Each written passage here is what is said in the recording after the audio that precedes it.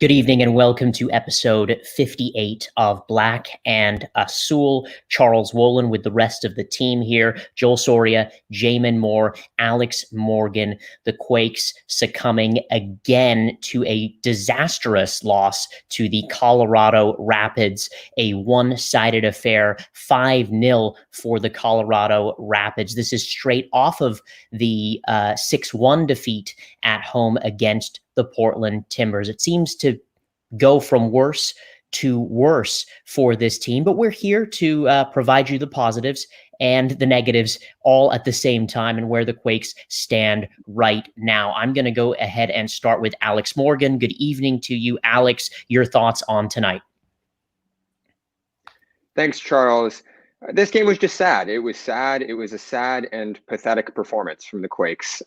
They never looked like they had the right tactics to win, never looked like they had the right players to win, and it never looked like they had the fight to win. They're now winless in 8 games with 3 points from a possible 24.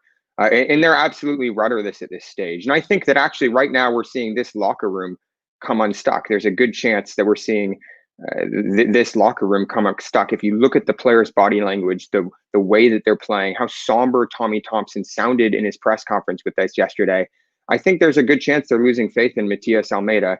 I just don't think that they can believe in this system, in this manager, when they're losing by 4 or 5 goals twice a week, actually.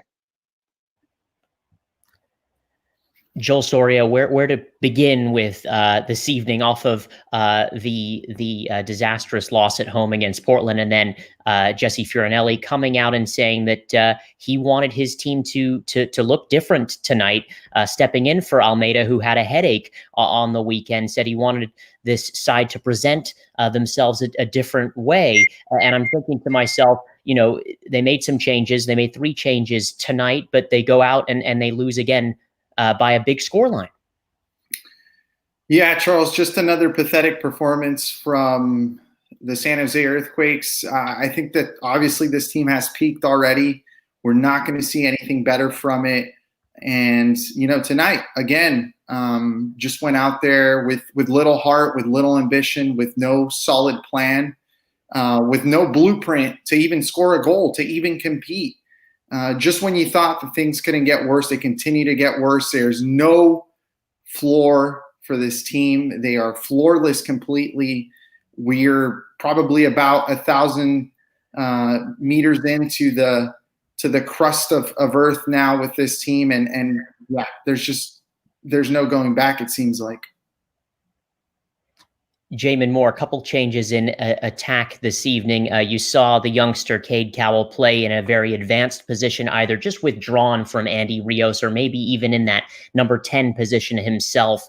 And when we saw the team sheet, we may have thought that Carlos Fierro may get the start in that position, or potentially even Christian Espinosa. It looked all right for a little bit of this match, but attack-wise, what did you make of that, and what's your prognosis on this evening?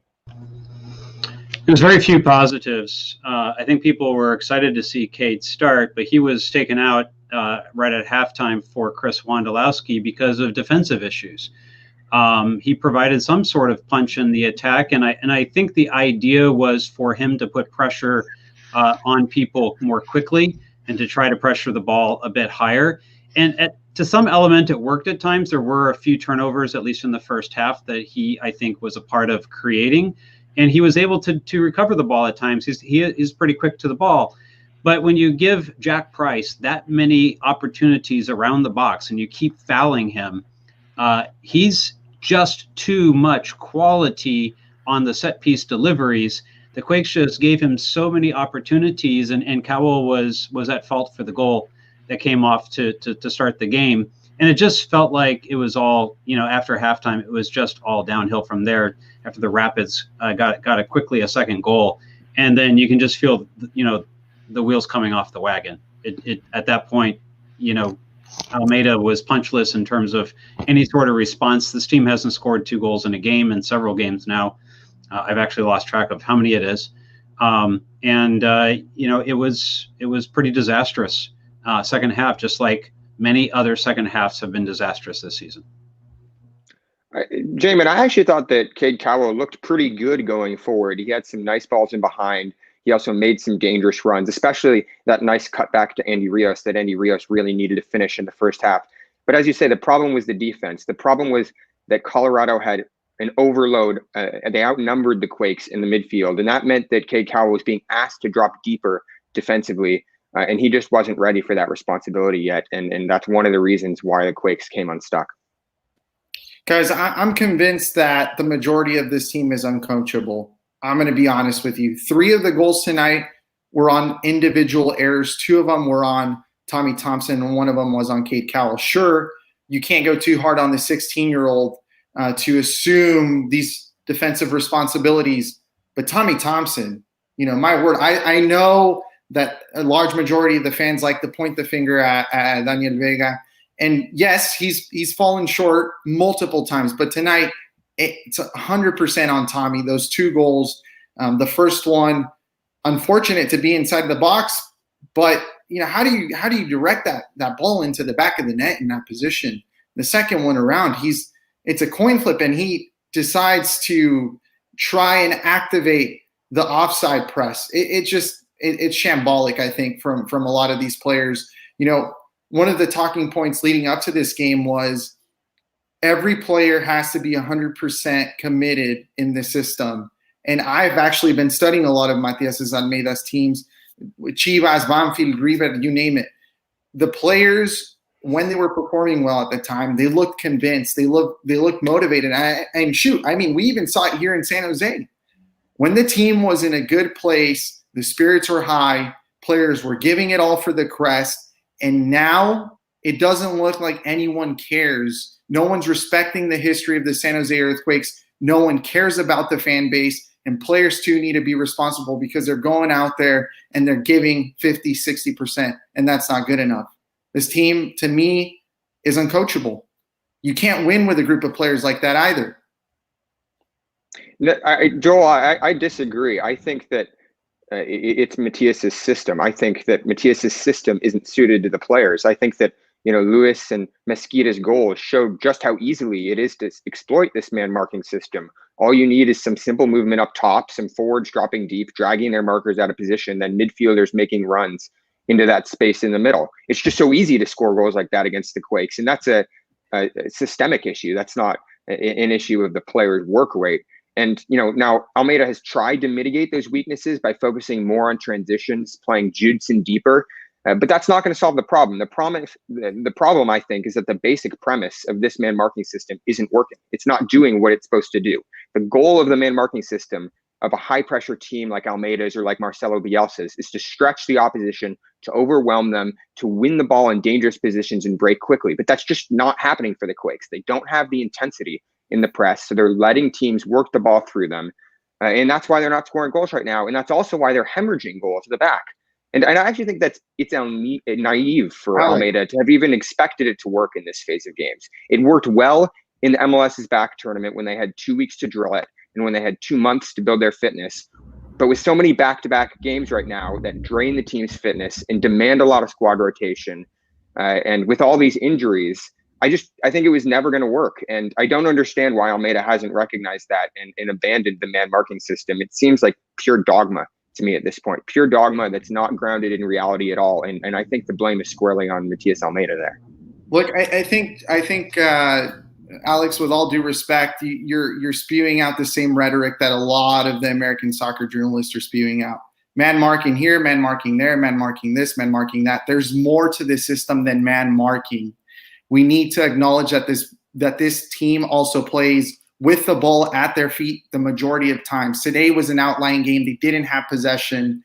But when they usually do, they don't finish their chances. There is more to soccer than defending. There's also attacking. And if the players aren't willing to be clinical or are not going to be clinical, then you are not going to put yourself in a position to win. You're always going to be susceptible in the back. You also have to defend that back line. Tonight, I get it. The tactics didn't work, and the tactics haven't been working. I'm not trying to be a man marking apologist here. I'm not trying to pick a side, but let's be objective here. The players are the ones on the field.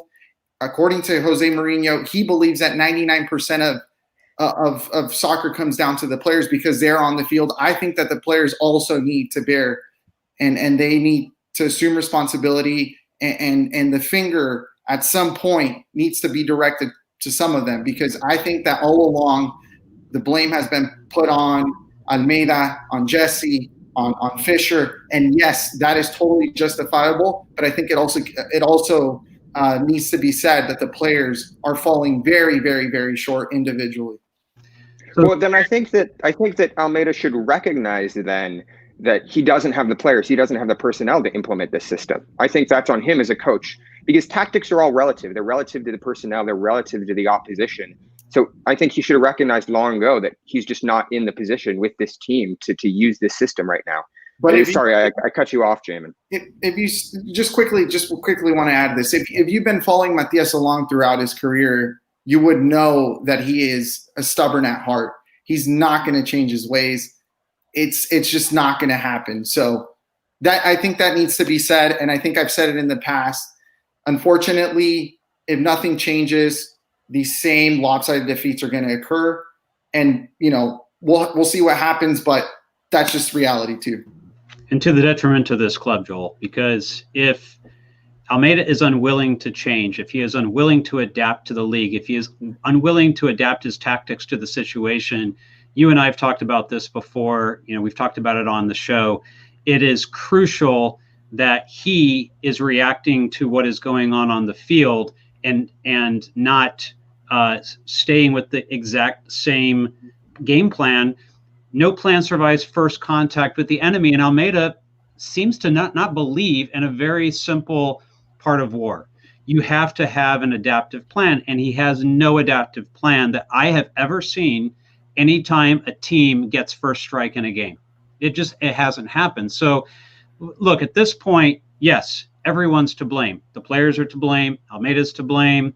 The management's to blame. Jesse for selecting these players to a greater extent is to blame. The ownership for not investing. Everyone shares in the blame. We have a series of articles going on in Quakes Epicenter dissecting the whole thing. But right now, the important thing is that the players do not have confidence. Maybe they're hearing what Almeida says. Maybe they're paying attention in the locker room. But as soon as they step on the pitch, the confidence is gone. They don't believe in what they're hearing, even if in their minds they say, I do. Their actions on the pitch say they don't. And it's happening on both the offensive and defensive parts of the pitch right now. It's a complete breakdown, and when it breaks down on both sides. It's not more of one or more of the other. It's a combination of both. And largely it's in the transitions, and largely it's in the set pieces. I don't know if it's an effort thing. I don't know if it's a tactics thing. Maybe that's a question we should ask Matias tonight. But I put out a graph this week that, this team is the worst team in the last 5-6 seasons now at set pieces. The worst. They're on track for the worst ever. They're on track for other, ignominious records that, hopefully don't happen. And probably certain records won't be broken just because of the shortened season. But they're the worst team against set pieces, equally between corners and regular set pieces. And they haven't given up a free kick goal yet. But why does anyone need to go directly at the net? They just put the ball into the box, and no one's putting a body on anybody. No one's making an effort to clear the ball. No one's making an effort to make sure that people think twice about coming in the box and getting a head on the ball next time. How many times in the first half did Colorado put a head on the ball? Like I every time. Count. Every time. Every single time. So that tells me the player effort is not there. The tactics are not there. It's a complete breakdown. And I don't know how else to say it. Okay? And I actually blame is shared to everybody.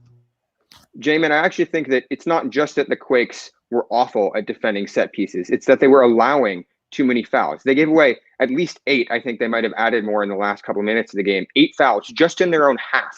And they know that's a weakness of theirs. And yet they're still jumping into these challenges. And they're still playing with the system that puts them in a lot of dangerous 1v1 situations. So I actually think that their inability to defend set pieces is yet another reason to abandon the man marking scheme.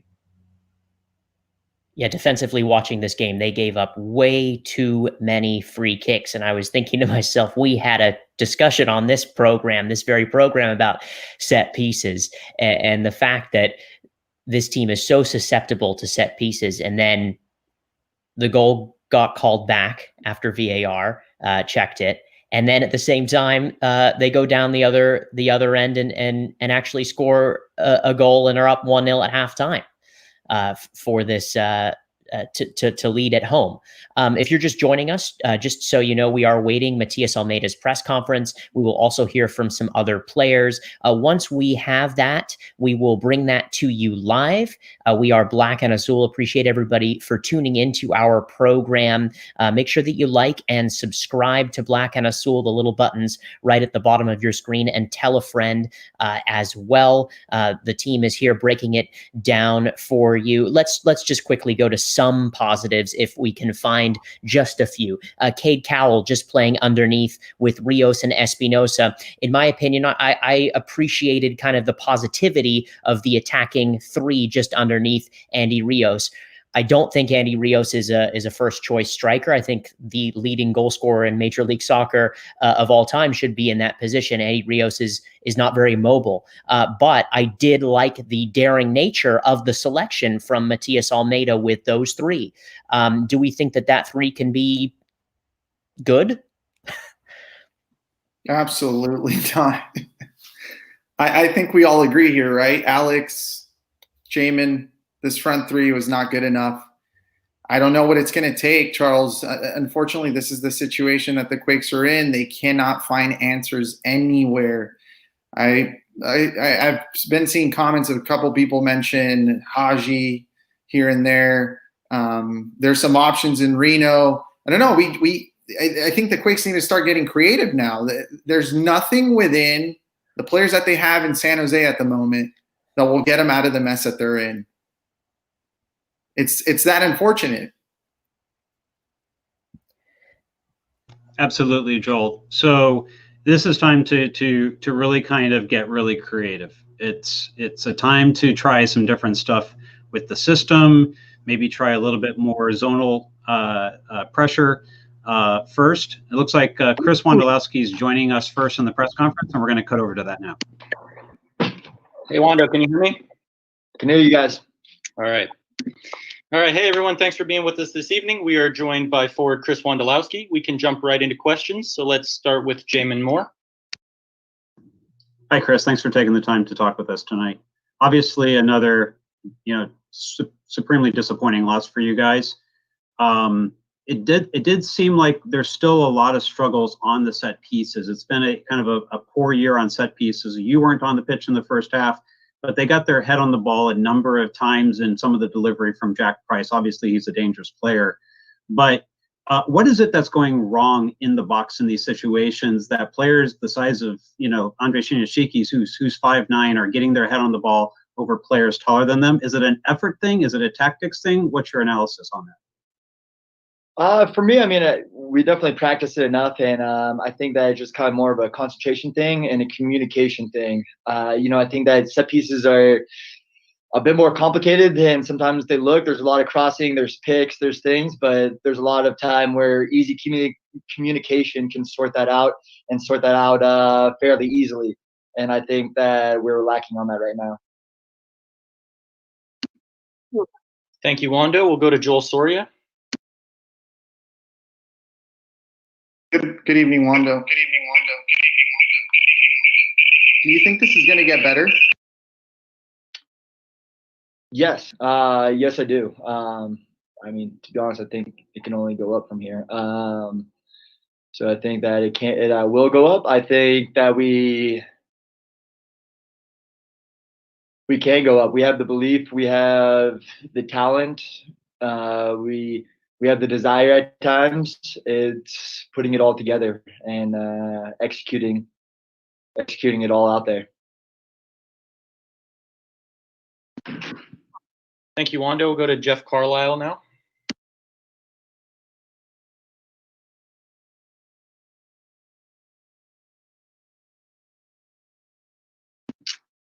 All right, Jeff, we'll have to come back to you. Let's go Alicia Rodriguez. Hi, Chris. I'm curious as far as, making changes at this stage of the season. Do you think that the team maybe needs a player or two to come in to help like boost the squad? Do you think it's a matter of, execution? Do you think it's a combination of factors? How can you guys improve and kind of perk up at this point? Yes, to answer the question, I think all of the above. I think it is a combination of things. I think that right now we have to be better. We have to keep the ball better. We're missing easy passes, and when you miss easy passes, you end up defending a lot more. And we're getting done to us what we do to teams. When you don't possess it, you end up wearing teams down, and I believe that's kind of what's happening to us right now. And I think that we need to make sure that we do the little things. Make sure we move off the ball. Make sure we keep it. Make sure we connect our passes. Make sure we stretch the field and also open up spaces for your teammates. I think right now, being a little bit too individualistic and also defensively not doing our job tactically either. And I think that, it's obviously hurting us and hurting us very badly.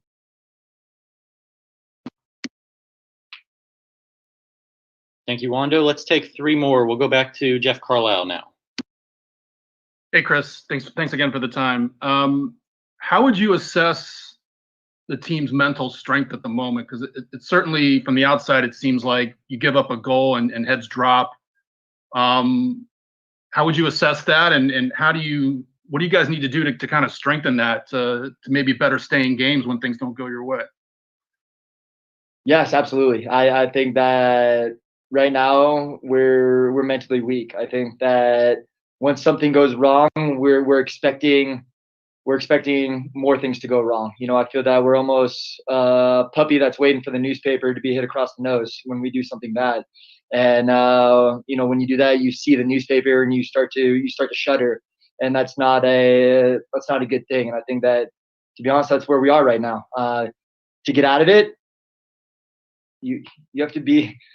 We're professionals. We get paid to do this. This is our job. We need to be better. You have to be better.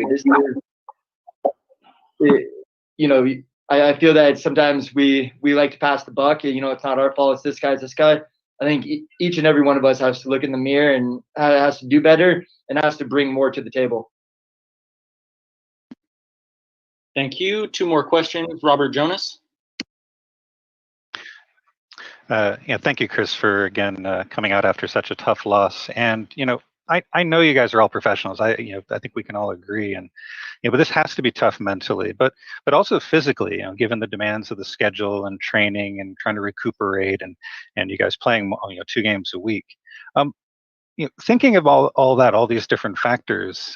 Should Mateus Almeida be taking more responsibility, perhaps changing his approach or finding a way to regroup so that it doesn't do further damage, both mentally and physically, to suffer through these losses?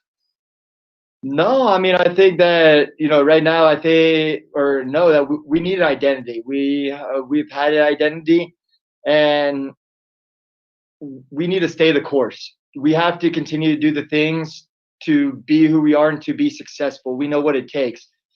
Just because it's not working right now, you can't just throw in the towel. You can't just change everything, scratch a year and a half of what we've been doing. We've been doing it absolutely wrong. And again, I think that's down to the personnel. I think that we're not implementing it right. We're not understanding. We're not seeing it and then correcting it as well on the field. I think that I know that the philosophy that we have, it's something that it's simple at times, and I think that a lot of it can be done by desire alone, and I think that's a big thing that's missing right now.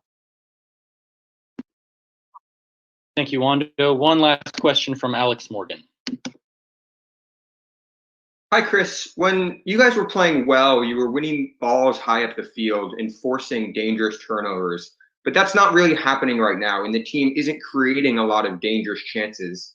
So I'm wondering what you guys are trying to do tactically to score goals. What's the game plan to put the ball in the back of the net?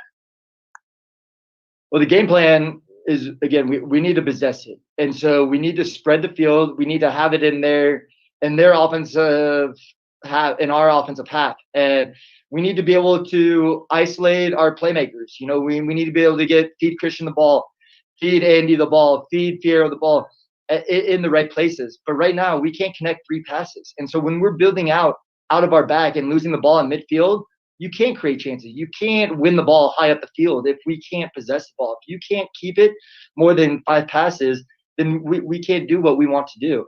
And, you know, I think that it's just a snowball effect and a domino effect where once that goes down, then the next thing, then we're defending more and we're a step late to our guy because we're opening up and trying to do that. And then we're tired and then less movement when we have the ball. And again, all this is a just domino effect of why we're not being successful. And, you know, again, I think that it has to be better all across the board.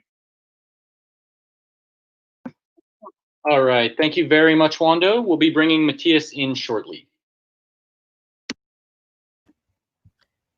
Hi, everybody. Welcome back to Black and Azul, episode number 58. Charles Wollin with you. You just heard from Chris Wondolowski. Charles, I think you're he muted. said right now we can't connect. Oh. Nope, I'm hearing him. Okay. Well, right now we can't connect 3 passes. You can't keep it. He said you can't keep it more than 5 passes. We can't do what we want to do. It's a domino effect. All of this is a domino effect. And right now that's why we're not being successful. He said we need identity. We've had identity. We just have to stay the course. Just because it's not working right now, you can't take away a year and a half of work. We're correcting it and implementing it. There was a question about mental strength. He said, right now we're mentally weak. When something goes wrong, we're expecting a puppy that's waiting for a newspaper that's passing by our nose. He says it's a combination of things. We have to keep the ball better. We're missing key passes. We need to make sure we're doing the little things. Make sure we keep it. Make sure that we stretch the field. Joel, at the top of the press conference, you had asked, do you think it's going to get better? And he said, yes, it can only go up from here. We have the talent and the desire at times, executing it all out there. Joel, what did you make of his comments this evening? Very much the eternal captain, taking a little bit of responsibility, but incredible honesty from him and really just sounding out what needs to be better. I mean, I've heard these words from Wando before during the Star A era. I've heard when the team wasn't doing well before the season ended last season. There's just, you know, unfortunately, Wando's cornered, like many of the players within the organization, like many people within the organization, until something actually happens, until someone resigns or is either fired. We're going to be hearing the same exact words or something similar to Wando said. It's only going to get better from here. We've already hit rock bottom. If we do X, Y, and Z, things will get better. The reality is that this has been a failed experiment for far too long.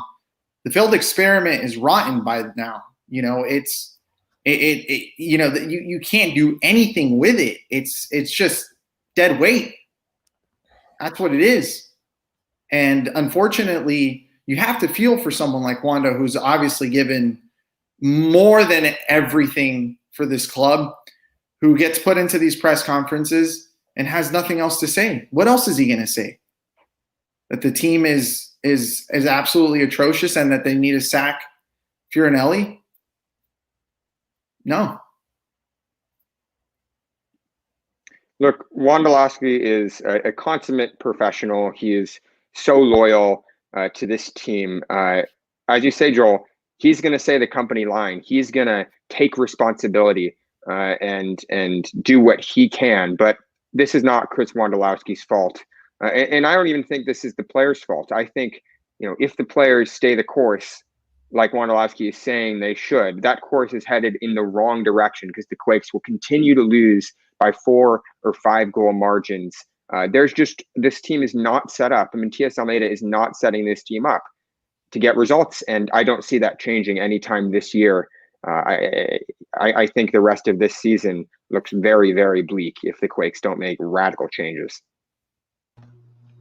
I said in the last episode that we're at a crossroads. Either you believe that Matias Almeida can fix this and you give him the players to do it, where you have to believe that it's the wrong set of players.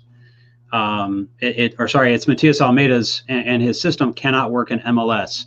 And I put a question out there before the match tonight, and I said, somebody name for me a time where this team, when things weren't perfect, when everyone wasn't healthy, or when there wasn't a suspension, or when the moon was in the wrong phase, when one thing goes wrong, the whole thing falls apart, and it has for the last 2 years. Everything has had to align for this team to be successful. Look back on their wins. None of those were wins where you said, wow, they really overachieved tonight. Those were pretty much the wins that they were supposed to get.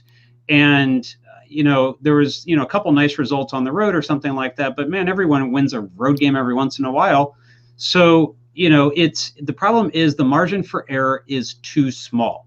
And you have to decide, is it the system and Matias's approach here that doesn't work in MLS, or these players are not fit for the system, they're underperforming MLS, and in that case, let's just throw them out there every game and allow them to fail. And as we see them continue to fail, we're going to identify who is not long for this team, and Jesse and Almeida will be able to remake this team in whatever image Almeida wants to do in the offseason.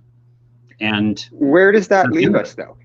Does that mean this team is just going to continue to lose like this for the rest of the season? Are they going to be have one of the worst records in MLS history? Is that where this team's at? What's the option? The option is for Fisher to cut, make some cuts, or for Matias to voluntarily walk away. We've talked about this, Alex, right? Fisher's not going to make the cuts. It's too expensive for him to do. The salaries are too rich for both Almeida, his staff. Let's throw his staff in there too, because he's got a lot of staff, and they all have pretty nice salaries as well, at least compared to MLS standards.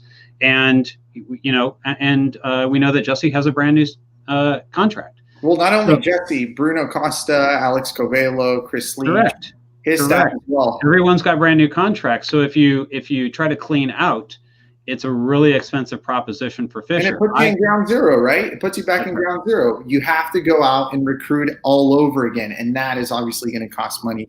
Whether you decide to take the economically feasible route, or if you try the lucrative experiment all over again. Absolutely, Joel. The potentially the best short-term thing for this team, I'm not going to say it's the best long-term thing, would be for Almeida to just step aside and say, guys, I resign this experiment. I don't want to continue to put the club through this. Respectfully, I gave it my best shot. Clearly, I'm not wanted here anymore. And, I'm going to respectfully walk away, fall on my sword. And then you give, someone like an Ian Russell or someone else, maybe give it back to Chris Leach, or, whatever you think you want to do in the short term, to try to get some results the rest of the season and continue to evaluate players, because regardless of who the general manager is, you have to evaluate these players. You have to decide what to do with the contracts. Honestly, if Matias doesn't choose to step aside, we'll see at the end of the season what happens, but it's going to just continue like this for the rest of this season, unless Matias makes that choice. If this continues in the same path up until the end of the season, which I think there's a high possibility that it will, I think that Matias resigning has a ton of legs. That's, I think, the topic that everyone needs to monitor. At the moment, I know that Matias is going to stay in San Jose.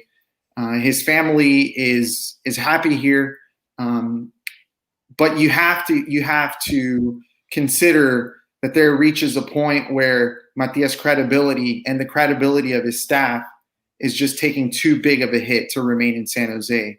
Now, I do believe that if he walks away from San Jose, then I think the doors close on him for an MLS return in the future. I don't think that he will ever be considered for the U.S. men's national team. And as we know, that has always been one of his objectives, right? Is to get here, get to MLS, impress, and make himself as a candidate to take over the U.S. men's national team or the Mexican national team. And I don't think that's going to happen if it continues this way. All right. Hey, everyone. Thanks for your patience. We are now joined by head coach Matias Almeida. We'll take a few questions in English and then a few in Spanish. So let's start with Alicia Rodriguez. Hi, Matthias. Tough night for you guys tonight. What can you learn from another difficult performance, and what do you think the main priority is for you to adjust and change for the next game? Otra noche difícil. ¿Qué pensás que puedes aprender de otra derrota muy dura y qué es la prioridad para cambiar para el partido que viene? Bueno, buenas noches. Good evening. Realmente hemos estado mirándonos todos para adentro. We've all really been looking towards ourselves. Hay respuestas en muchos casos, en otras de fútbol. There's answers in many cases. It's football. No hay pretextos. There's no excuses. Realmente es triste perder como estamos perdiendo. It's really sad to lose the way we've been losing. Sobre todo porque tenemos un público que acompaña a la distancia hoy a este equipo. More than anything, because we have fans that accompanies our team today at a distance. Cada equipo tiene su historia.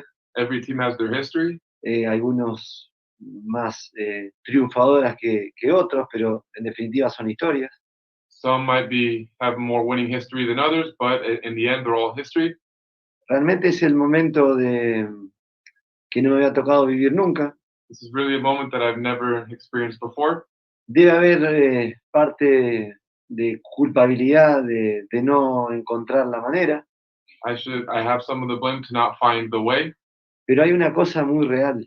But there's something very real. Somos el único equipo que ha jugado cada 3 días. We're the only team that's played every 3 days. Este equipo lo he dicho más de una vez y no después de estos resultados, sino que en todo momento, si no entrena, no es competitivo. This team, I've said this many times before, not just tonight, but if they don't train, we can't correct. Y el fútbol muchas veces te da respuestas que uno no quiere. Many times in football, you get responses that you do not want. Creo que acá, digamos, he hablado con el dueño, he hablado con el director deportivo. I've spoken to the owner, I've spoken to the GM. Contándole lo que pensaba después de Orlando, el presente y el futuro. Telling them about what I thought about Orlando, the present, and now the future. Y bueno, no me he equivocado en decir lo que está sucediendo. And I wasn't wrong in telling them what was happening. Muchas veces el fútbol y la vida marcan que se cumplen etapas. Many times football and life make that a cycle ends. Y muchas veces esas etapas cumplen los jugadores and many times it could be the players y that también los cycles, entrenadores. and also the coaches. Pero bueno, nosotros somos empleados del club. We're employees of the club. Y hay un dueño que es quien decide cómo quiere continuar y de qué manera. And there's the owner who decides how he wants to continue and with who. Thank you, Matthias. Let's go to Robert Jonas.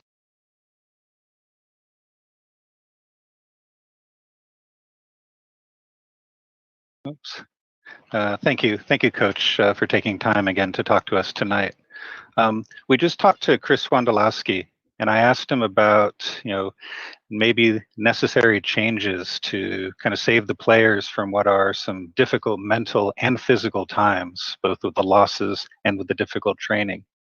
He said nothing needs to change, that it's all about desire. I wanted to hear from you about what you can do as a coach to lift up players that are having a very difficult time, maybe adjusting tactics or adjusting the schedule, or what can be done to help out your players in these difficult times.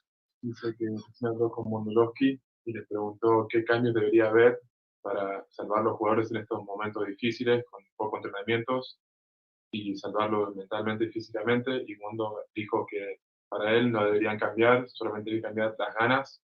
Y te quiere preguntar para vos, ¿qué le puedes dar o ajustar al plantel para salvarlos un poco? Si puede ser táctica o mental. Día a día hemos investigado en el cambio que queremos provocar. Day to day we've been investigating the change that we want to provoke. Todos hacemos este trabajo junto al director deportivo y a todos los empleados del club que trabajan con nosotros. Hacemos esta profesión con mucha pasión, con mucho amor. Along with the general manager and all the employees of the club, we do this work with a lot of love and passion. Como no busco triunfadores en el triunfo, porque creo que es de todos, The same way I don't look for winners when we win because I think it's up to everybody. nunca apuntaría a una persona para decir que es la del error. I would never point at somebody and to say they were the mistake. Nosotros mostramos videos, We've shown film. entrenamos todo lo que va a pasar en el partido, We practice everything that could happen in the game. cambiamos de estrategia, si ustedes ven hemos cambiado la estrategia, We changed the strategy. If you guys watched, the strategy was changed. y tenemos un grupo que ya vivió estos momentos. We have a group that has experienced these times before. Nosotros por un tiempo largo cambiamos ese tipo de mentalidad. For a long time, we changed that mentality. Hoy volvimos a estar con ese tipo de mentalidad, Today, we went back to having that mentality con una gran dificultad, with great difficulty. que físicamente no estamos porque no podemos entrenar. Physically, we're not there because we cannot train. Es imposible corregir errores y trabajar en función del futuro. It's impossible to correct mistakes and work towards the future. Yo trato de ser siempre muy real en mi vida, y objetivo. I always try to be very real in my life and objective. Y quedan 10 partidos de los cuales van a ser difíciles como estos. There's 10 games left, and they're going to be as difficult as these games. Nosotros no vamos a cambiar en 3 días y vamos a tener la varita mágica que tocamos a los jugadores We're not going to change in 3 days and have a magic wand that we touch the players. a esta altura y van a ser, digamos, los jugadores que ya para mí dieron un montón en su momento.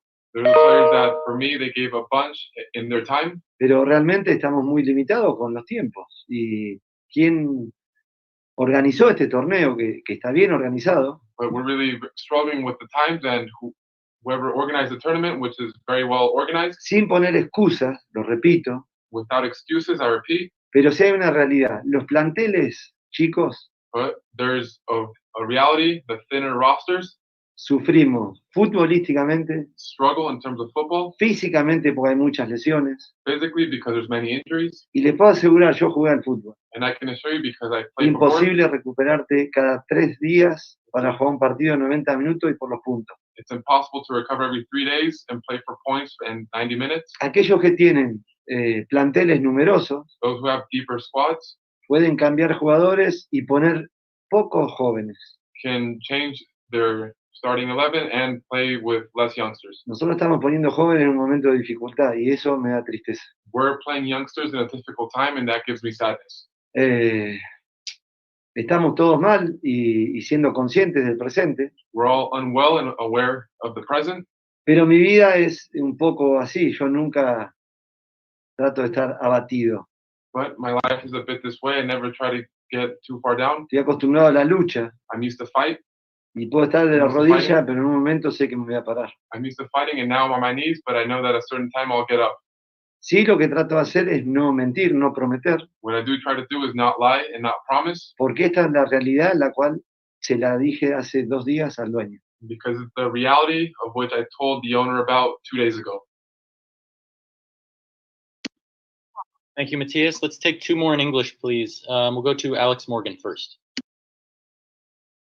Hi, Matthias. Thanks for speaking with us tonight. You said that you've spoken to the owners and to Jesse Fiorinelli in that many times cycles come to an end as a coach. Are you worried about your job security right now if the team continues to lose like this, and about whether you are the right manager to fix these problems? Dice que hablaste con el dueño y con el director deportivo Jesse, y también hablaste de que a veces se cumplen etapas para los entrenadores. Si tienes miedo de la seguridad de tu trabajo ahora. No, miedo no le tengo a nada en la vida. I'm not scared of anything in life.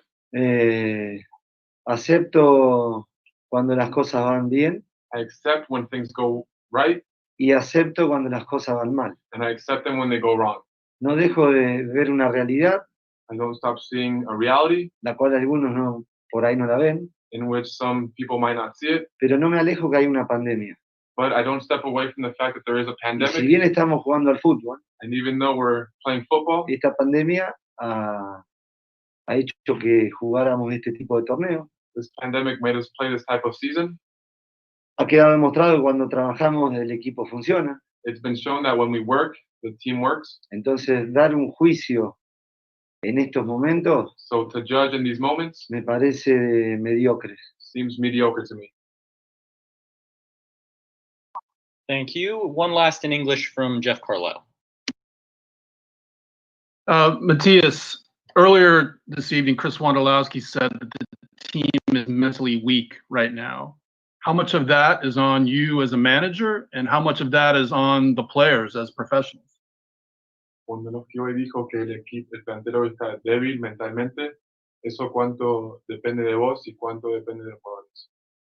Depende de todos. Si hay un capitán, el capitán trabaja, como yo sé, para levantar a sus compañeros mentalmente. It's on everybody. If there's a captain, I know the captain Si works hay un to lift everybody entrenador up. y un cuerpo técnico, dirigentes, hace rato venimos trabajando mentalmente. There's a coach, a coaching staff, and a GM who's been working on the mentality. En los momentos de dificultad, In difficult times, el ser humano siempre muestra la gran miseria que tiene dentro human beings often show the great misery they have within, y empieza a buscar culpables. and they start to look for who to blame. Esto, el fútbol, In football, es un juego de equipo. football is a team sport. El equipo no solamente son los más conocidos o los 11 que entran a un terreno de juego. The team isn't just the most well-known players or just the 11 that step onto the field. El fútbol merece respeto Football deserves respect, y la gente que trabaja en el fútbol merece respeto. and people who work within football deserve respect. Ahora, la gente que trabajamos en fútbol somos reales en los momentos de ser reales, But those of us who work in football are real when it's time to be real, no queriendo taparnos con una frazada y No. descubrir a otro. not to cover ourselves up with a blanket and uncover somebody else. Acá estamos todos en lo mismo. Here we're all in the same thing. Es muy feo en este ambiente It's very ugly inside this environment. cuando de repente te preguntan a ver si cómo continúa tu trabajo.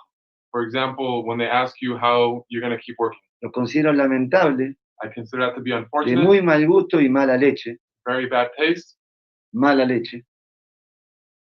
and also malintencionado, with bad intentions, porque el trabajo no se le quiere sacar a nadie en esta vida. because you don't want to take anybody's job in this En life. la vida hay gente que se rasca las bolas y trabaja, There's people who scratch their balls and work, y hay otros que le metemos pasión, amor, y más allá que no salgan los resultados, honestidad and there's others who work and they give work with love and y passion, realidad.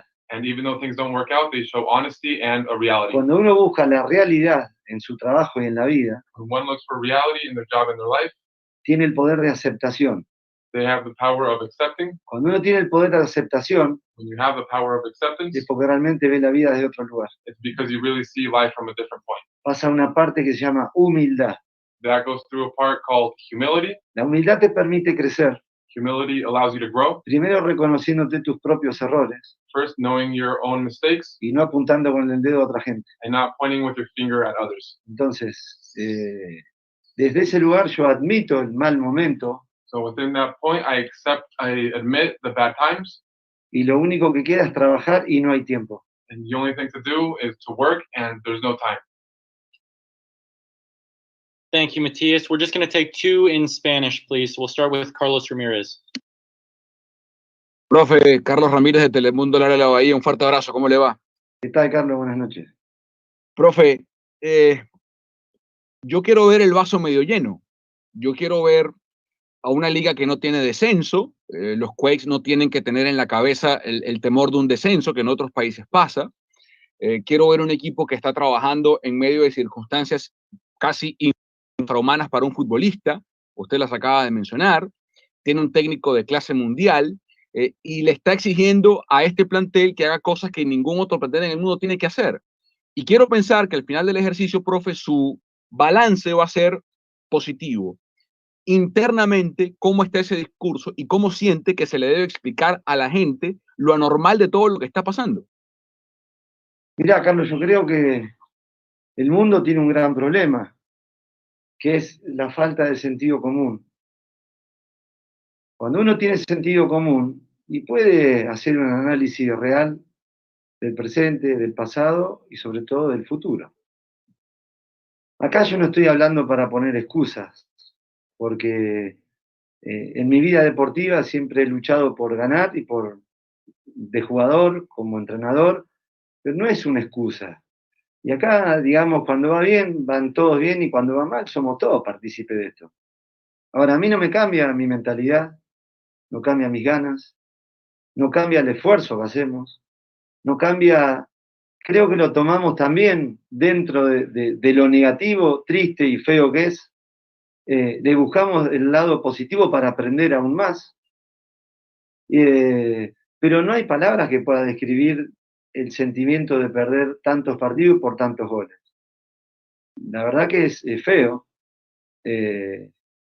Si me mirara a mí solo o a mi cuerpo técnico, nosotros tiraríamos la toalla, porque estaríamos pensando en qué daño nos hace este tipo de resultados a nivel futuro como entrenador. Está lejos de mí pensar así. Está lejos realmente pensar en eso. Esta liga no tiene descenso, a mí no me modifica nada, porque yo he sido siempre, he tratado de ir por ganar y por triunfar, y no por relajarme y quedarme tranquilo porque perdés tantos partidos y sí, a mí me terminan puteando igual, acá, en todas partes donde elija, porque eso es lo que sucede. Hoy es tiempo de poner el pecho y aguantar todo lo que viene, y de fijarse lo que viene, y de quién viene, porque el día de mañana va a cambiar, y ahí vamos a estar esperando. Thank you, Matías. We just have time for one more, so let's go to Joel Soria. Buenas noches, Matías. Muchas gracias por darme la oportunidad de preguntarle una pregunta. En su tiempo como entrenador, Matías, le han dado, yo digo, el respaldo sus dueños, ¿no? El poder cambiar planteles de una temporada a la otra. Mi pregunta es, mencionó que ha tenido pláticas con Jesse, que ha tenido pláticas con el dueño, el señor Fisher. ¿Qué quisiera, cuáles recursos le gustarían a usted tener este periodo de transferencias y el que sigue? ¿Cuántos jugadores desea Matías Almeida para poder cambiar esta situación que se vive hoy? Gracias. Buenas noches, Joel. Mirá, la verdad que es difícil hablar de eso hoy, porque quien lo tiene que saber es el dueño. Junto a Jesse hemos hablado y hay, digamos, un presente y un futuro. ¿Dónde queremos que llegue San José? Las derrotas siempre sacan confianza, siempre crean dudas. Está el chismoso que le va a ir a contar al dueño que hacemos esto mal, que hacemos bien. Yo ya lo sé, lo tengo muy claro. Tenemos un señor como dueño, el cual el diálogo es muy cordial, es bien interpretado. El deseo mío, junto al de Jesse, y el deseo que queremos con respecto al futuro de San José. Cuando yo llegué aquí, sabía cómo llegaba y con las ganas de ir creciendo año tras año. Por eso firmé 4 años de contrato. Nunca uno piensa tantos resultados adversos, pero a quien me conoce sabe que yo no aflojo. Realmente está dentro de mi ser reconocer cuando las cosas van mal. La varita mágica en el fútbol no la tiene nadie. Nadie. No hay una medicina del triunfo, porque el más rico la compraría y se ganaría siempre. El fútbol es esto. El fútbol, cuando la diferencia de planteles grandes se nota, porque se nota a nivel mundial, y está la aceptación de cada uno. Y el reconocer cuando te superan, cuando llegas tarde a una pelota, cuando te ganan de cabeza, cuando te ganan en velocidad, cuando te gambetean, cuando no gambeteas. Bueno, hay un montón de cosas que están más que presentes en nuestro San José con respecto a, sobre todo al dueño, que es quien va a tomar la decisión de cómo quiere continuar. All right. Thank you very much, Matías, and thank you, Augustine. That's it for us tonight.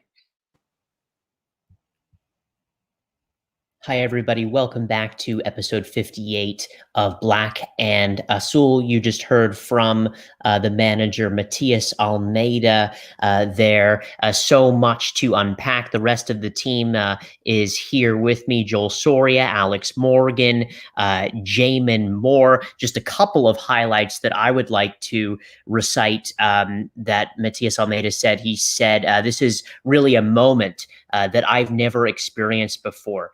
He said, I have some of the blame to not, he said, I have some of the blame to not find the way. He said, I've spoken to the owner, I've spoken to the GM, telling them what I thought about Orlando, the present and the future, and I wasn't wrong about what I was telling them. He also went on to say there's a reality with thinner rosters, and we struggle with injuries and playing every 3 days. Those that have deeper squads can change their starting 11. He said, I never get too far down. I miss fighting, and now I'm on my knees, but I will try to get up. He said, I'm not scared of anything in life. I accept them, and when everything goes right, it goes right, and everything goes wrong, it goes wrong. I don't step away, even though the fact that we are in a pandemic. So much to unpack here from Matias's comments this evening in his press conference, lads. Jamon Moore, coming to you first. What you make of the comments from Matias Almeida? I think he, from his perspective, is being sincere, but I continue to detect, continue to detect two different things in his comments that I believe are in conflict with each other at times. So he says things like, I'm not making excuses, but then he goes on about things like the air quality and the schedule and, whatever, COVID and things like that. And just quite honestly, every team in the league is dealing with this. He said we're the only team playing every 3 days. That's not true. Every other team is playing every 3 days. So there's, to me, I think we've gotten to the point where, he's almost out of things to say. He's to me, there's a lot of kind of excuses that go in there, and he's either trying to protect himself, trying to protect his players, trying to protect the GM. I'm not sure who he's trying to protect. But, while I think from his perspective, I do believe he's trying to be sincere and forthright. We did get some good, information that he has had conversations with Jesse and with the owner. But at this point, I feel like we're just getting the same song and dance, to be quite honest. I think we learned a lot there, actually. I think it was really revealing when he talked about how he had spoken with John Fisher, with the owner, and with Jesse Fioranelli, the general manager, because Fisher's not a hands-on owner. So that signals to me that he personally is concerned about the state of this team. And I think that conversation, what Almeida told Fisher, will be crucial in determining his and Jesse Fioranelli's future. He said that he was real when it's time to be real, and that he was honest, and that many a times a cycle ends for players and for coaches. And that comment to me was really foreboding. It sounded like he recognized that he is under the gun right now. Yeah, I would echo what everyone's been saying. Did repeat a lot of things that he has been saying for weeks now. But as Alex mentioned, he did talk about his talks with Jesse Fioranelli and John Fisher. I actually asked him a little bit more on that topic. I asked him that, at previous clubs, he's had the backing of ownership. He's been able to turn over rosters. I actually wrote a thread on that on Twitter a couple of days ago. And I asked him, what is it going to take? What does Matias Almeida want in order to flip the narrative here? And, obviously a long-winded answer as always, but in short, what I was able to interpret from that is that he's completely put the ball on John Fisher's court. I think, as we all know, Jesse Fioranelli and Almeida work as one. They've always worked as one, and they've actually have made John Fisher that much more interested in the day-to-day operations. He attends games more regularly. Matias in the past has talked about how he's had the privilege of sitting down with John Fisher to talk about the future of the team. So tonight, for the very first time, Matias Almeida openly spoke about the owner of the San Jose Earthquakes, and he put the ball on his court. Is John Fisher going to react in the way that fans want him to? That is the thing to look for as you know, the games continue to come on down. Why? Because Matias said that he expects for results to be this way in the future. And, you know, I think everyone within the Quakes organization is putting on the seatbelt. They're in a brace position, and they're just prepared for more turmoil to come their way. As we've been saying it all along. Changes are going to happen this winter. Changes are going to happen this winter. That's when the turnover is really going to take place. I disagree, Alex. I don't think Almeida's livelihood is at risk at the moment. I don't think Jesse's livelihood is at risk either. They pretty much have sole control of what happens within the team with little pressure from Fisher. Now, what they're trying to do with this case of bad results is redirect the pressure on Fisher. And how is Fisher going to react is the $1 million question. And I think that is really going to set the tone for 2021. Well, that kind of resurrects some of the previous comments we talked about on this show that were around kind of conspiracies. Are they putting some of these players out there to show Fisher that the roster is not competitive for MLS? You know, it sounds like, you know, whether that was the intention or not, that they're at least getting an answer to the question. And now they are sharing these results with the owner of the team. And they are basically saying, here's what we are going to ask for in the off season in order to correct these issues. You don't get a meeting with the owner without a plan, unless the owner's calling you in to let you go. You better show up with something to say. You better show up with how things are going to change. That's how these meetings happen.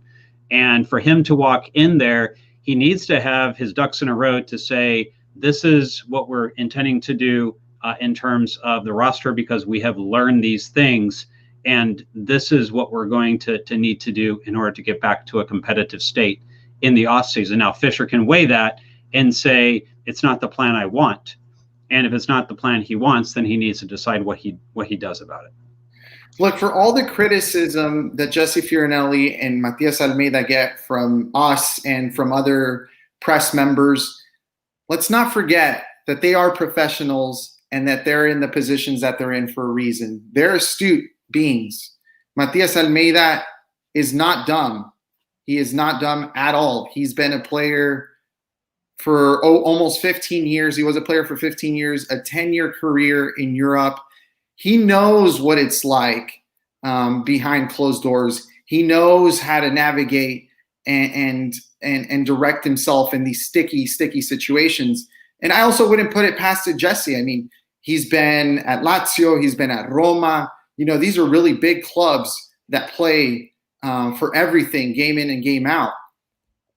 Now, Jamon, as you mentioned, you know, a couple of shows ago, we talked about this conspiracy theory. Are they teaming up, you know, to put the ownership once and for all in this situation that I think the entire Quakes community has been praying for ever since Fisher took over the team? I think we're getting there. I think we're all getting there as the days go by. Now, as I mentioned, as you mentioned, Jamon, it's really going to come down to whether or not Fisher is going to want to buy the pitch that Almeida and Jesse and their team is going to put in front of him. If he doesn't, then that's when I think Almeida says goodbye. I don't know if it's a conspiracy yet, if I buy into that theory that they are tanking to show John Fisher that the team needs investment. But Matias did say that he didn't make any promises, any false promises that he couldn't fulfill to John Fisher. And so what that signaled to me was that what Matias went to John Fisher and said was that, look, I'm not going to be able to fix this season. We are going to continue to tank. We're going to continue to lose like this. You know, this season we cannot salvage. But you need to trust that no matter how bad it gets, that we will be able to turn this around if you give us the right resources, right? So I think that at this point, Matias has already told John Fisher, look, it's going to get worse, but we're either in for this ride or we're not. And I think that's where he left it with them. So either John Fisher accepts that and he is willing to throw away the rest of this season, and quite frankly, willing for the franchise to be embarrassed, and then hope that and for Fiorinelli can fix it, or he makes a decision that he's not willing to make that trade-off and lets Matias go. Matias said he was willing to accept things when they go wrong like that. I think the only way Fisher is going to learn here is if the numbers hit him smack in the middle, really hard, coming at 150 miles an hour. I think that's the only way that he will make changes. And if he doesn't, then I think the organization is just cursed as long as he's around.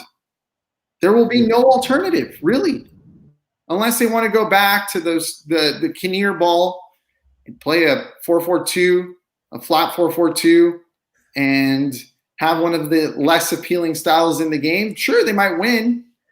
Sure, they might be able to squeak in playoffs. But, as we know, MLS is a growing giant, and you need something else. You need something else. You need real potency to make a name in this league. So, Joel, you talked about the numbers there. Let me elaborate on that, because there's one number that is not going to happen in this season, and that is gate. People walking through the turnstile and buying tickets, right? The season is a wash from that perspective. There's no additional costs. Let's put it this way. There's no additional cost risk to the plan for this season. Fisher already knows that certain numbers are not going to be there that are normally there. You're not going to get the parking, the concessions, game day revenues. Those don't exist in this season. And so what he's really going to have to look at from a numbers perspective is looking into next season. And what does he think the numbers are going to be? The only way that fans can really make an indent in his perspective is going to be on the season ticket numbers. It's the only leading indicator he has of what fans think of the team and their prospects for next season. If fans are not happy with what they see the rest of the season, if they think Matias Almeyda should leave, if they think Jesse should leave, they can vote with their wallet. They can not renew their season tickets. It's the only thing that Fisher is going to understand this season as it pertains to numbers. And that's just the truth because of the state of the season, the way it is today. I agree it's not a conspiracy per se. I do think it's opportunistic. I think they're kind of forced into the situation of having to play people, I like to say, who are hiding from the boss in their cubicles. Because they were not put on the stage to perform, and Almeyda was able to tuck them away in the corner and go like, yeah, I'm going to work on these guys, and maybe someday they'll be able to make the big presentation in front of the boss man. Well, guess what? They had to make the presentation, and it didn't go very well, did it? So there's going to be a lot of players who are going to be reckoned with at the end of the season in the plan that Matias Almeyda and Jesse Fiorinelli are putting together, and probably have already begun to put in front of John Fisher, if not the full plan, at least giving him a heads up that plan is going to be on his desk here in the next couple of weeks. I almost guarantee it. This is not the last meeting they're going to have. There will be more. But until then, the fans are going to continue, unfortunately, I think, to suffer through the results. Crunch the numbers, get the PowerPoint slides going. In 3, Absolutely. 2, 1, go. That's it. Joel, on the last show, you had brought up what's in it at this point for Matias Almeyda. Jamon just referred to a major change in offseason. Obviously, I think with everyone's comments tonight, including everyone in the chat, there has to be one shoe that drops, or two shoes that drop for that matter, or a couple pairs of shoes swapped out here. But back to you, Joel. At this point, what's in it for Matias Almeyda? Is it this chat with the owner and having him and Matias chat day in and day out, and then turn over the roster? And where do you see this? His credibility is on the line, Charles. 110%. I was just saying it not too long ago. If he decides to walk away from this project, there is no way he would ever find a job in MLS again. He would be very, very distant from Europe if that's where he wants to go somewhere in the future. yes, he would probably have options in Liga MX, but I don't think that the people knocking at his door would be the Monterreys of the world. They wouldn't be the Chivas of the world. Potentially, I mean, it's tough to say, but when you put these type of performances on your resume, your credibility dwindles, and it dwindles very, very fast. Let's not forget that Matias is known as a serial winner prior to coming to the Quakes. The 2018 CONCACAF Coach of the Year, that says a lot. That said a lot. It was a big coup. Everyone was saying coup this, coup here, coup there. And now it looks a lot different. Now I don't think that Matias would have a pretty difficult time to find a job where he would want to coach. He wouldn't be handed the projects that he's been offered in the past. And I've listened to Matias over the years. I went back and I listened to his press conferences. He's all about going to teams who are going to offer him a solid project. He wants stability. He wants that big safety net. He has it here in San Jose. He had it at Chivas. Okay, maybe he didn't have it at River Plate. He didn't have it at Banfield. But at that time, he didn't command anything else. He was starting off. His career was barely taking off. Sure, he was a renowned player. He was a leader of River Plate, one of the biggest clubs in the world. But he didn't have many options. And after leaving Chivas, it seemed like he pretty much could have chosen wherever he wanted to go, and he decided to come here, probably due to the stability, the quality of life, as we've mentioned in the past, low pressure.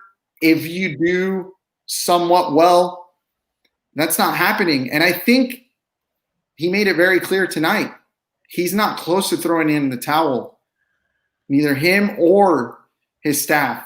They're going to try and stay here, correct the ship, and then, weigh their options in the future. But yeah, it's unfortunate. I think that he does himself more harm by leaving than by staying at this point.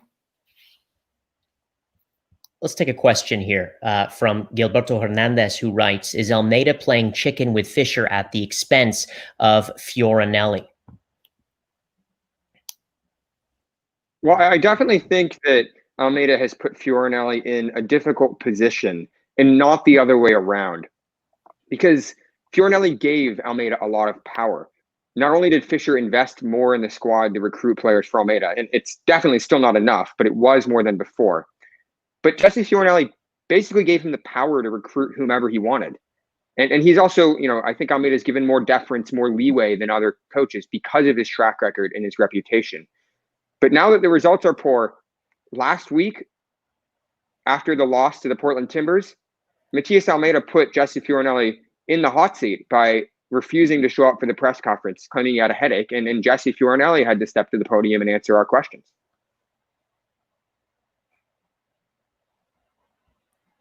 There's another question here from Joshua Matakeen. It's an interesting question, and I think it came up from a couple others as well. And bear in mind, obviously, this is a league based on parity with no promotion or relegation. And Joshua says, do you think the league is close to stepping in? Which is an interesting question here, based on the performance of the club. Is this club not good enough for this league, essentially? Asking that question, and hey, please invest more in the team, type of role. Is that a possibility for this league anymore? I genuinely think that's a very fair question. You would, I think anyone would assume that at some point in time, Don Garber would come full guns blazing and confront Fisher and ask him what's going on. You got to get your ducks straight here. This isn't sustainable. This isn't a good image for the Bay Area market. But then again, I see that as a distant possibility. The Quakes have been atrocious for the last 2 years on and off. I don't think that they're at the point where the league's going to step in, but I do want to imagine that it will at least get the conversation of rebranding going at the MLS HQ in New York City. I mean, we last heard from Sam Stageful a couple of weeks ago that the Houston Dynamo are already in the process of rebranding themselves. And I honestly, if things here continue to go in the same path, I wouldn't put those possibilities, past any of us. I think that would probably be one of the most logical choices. Again, depending on, I think, how next year goes or how the rest of these upcoming fixtures go. But I just, as much as it makes sense, I think it's a long shot. I think it's a long shot, but I also think that that's the only way that Fisher will ever change, or that Fisher will, potentially think about selling the team, is if other owners in the league put pressure on him. Because right now he can just sit on this investment and do nothing and watch the Quakes lose, and he'll still make tons of money. He'll make tons of money from the real estate investment and buy a stadium in Coleman Avenue, and tons of money because the value of his franchise is appreciating because the league is growing, right? The only way that will change, that will force him to have a reckoning, is if other owners recognize that, look, this other club, San Jose here, they're bringing down the value of my team. They are slowing the growth of this league. I think that's the only way we're ever going to see change in the ownership. I want to thank Josh Marroquin for that question. I know a lot of people were kind of asking that question, and I also want to thank Alex and Joel for those responses, because I think it's important, and I think it is a valid question in this league. I want to turn to our final question here. Diane Gaimon, hopefully I'm pronouncing it the right way, and you can get on me if I'm not pronouncing it the right way. She says, I watch the show a lot. Is the show's purpose just discussing ownership, coaching, management stuff, or just be a discussion about the game? It is everything. We have pivoted now during COVID to have pre and post game live shows, and we are fortunate enough to carry the press conference live here. We are a show that has different perspectives from all over, and we pride ourselves on those different perspectives very much. And we also pride ourselves on not just being an English language program, but also having Spanish content as well here on the program. And we started this program about a year and a half ago, and we're very proud of our program now here in episode 58. And just a shout out, if you haven't subscribed yet, please subscribe and tell a couple friends to subscribe and like our program as well. Final thoughts tonight, starting with you, Jamon Moore. I actually just want to say thank you to the fans, that you continue to show up and support this show and support the team in tough times.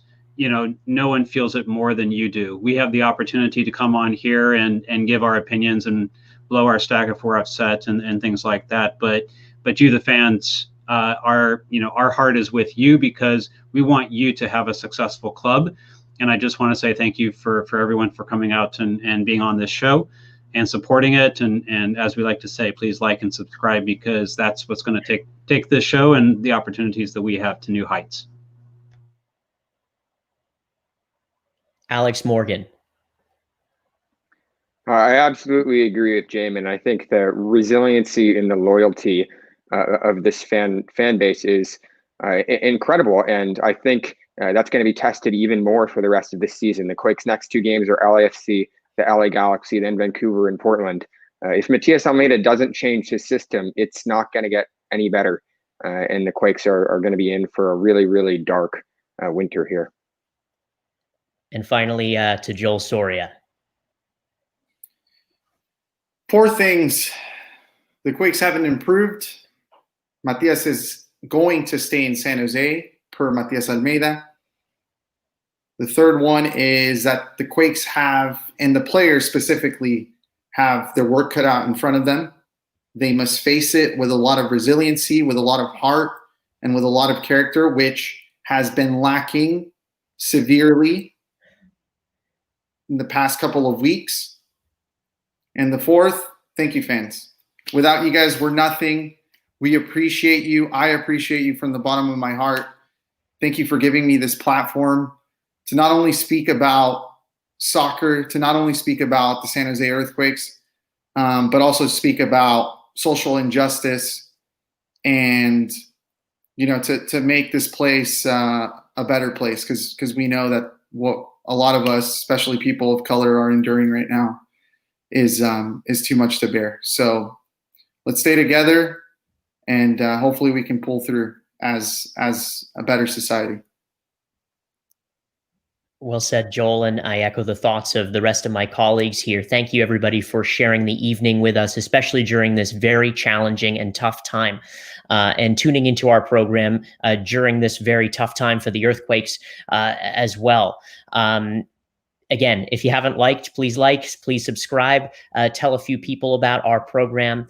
We will be back with you on the weekend as the Quakes take on LAFC as well. We will also bring you the post-game press conferences, surely, for episode number 59 and maybe episode 60.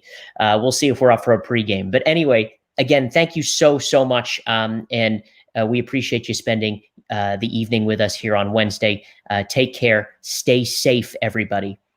Cheers. Good night.